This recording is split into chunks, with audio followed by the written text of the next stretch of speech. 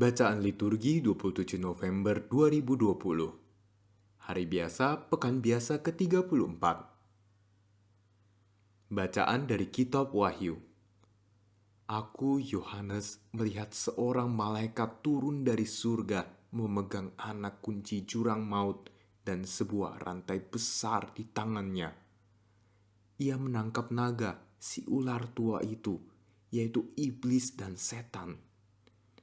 Dan ia mengikatnya 1000 tahun lamanya, lalu melemparkannya ke dalam jurang maut. Pintu jurang maut itu kemudian ditutup dan dimeteraikannya.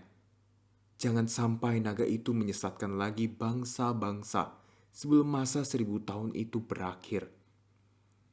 Kemudian naga itu ia akan dilepaskan untuk sedikit waktu lamanya. Lalu aku melihat tahta-tahta dan orang-orang yang duduk di atasnya. Kepada mereka diserahkan kuasa untuk menghakimi. Aku juga melihat jiwa mereka yang telah dipenggal kepalanya karena kesaksian tentang Yesus dan karena sabda Allah. Mereka itu tidak menyembah binatang dan patungnya, dan tidak menerima tanda binatang itu pada dahi dan tangan mereka. Mereka hidup kembali dan memerintah sebagai raja bersama dengan Kristus untuk masa 1000 tahun. Lalu aku melihat sebuah singgasana putih dan besar, dan aku melihat Dia yang duduk di atasnya. Dari hadapannya lenyaplah bumi dan langit, dan tidak ditemukan lagi tempatnya. Dan aku melihat orang-orang mati, besar dan kecil, berdiri di depan takhta itu. Kemudian semua kitab dibuka. Juga sebuah kitab lain dibuka, yaitu kitab kehidupan. Dan orang-orang mati dihakimi menurut perbuatan mereka, berdasarkan apa yang tertulis dalam kitab-kitab itu. Maka laut menyerahkan orang-orang mati yang ada di dalamnya.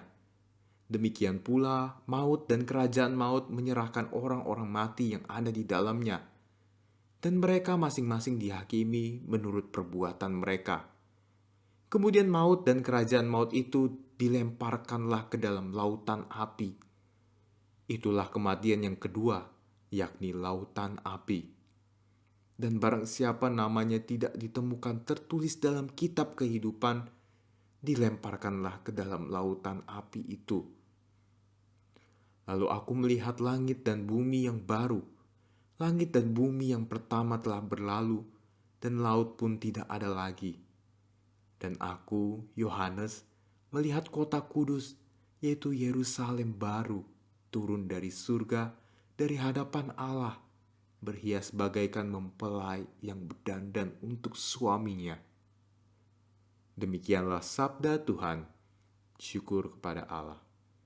Mazmur tanggapan. Lihatlah, kemah Allah ada di tengah-tengah manusia.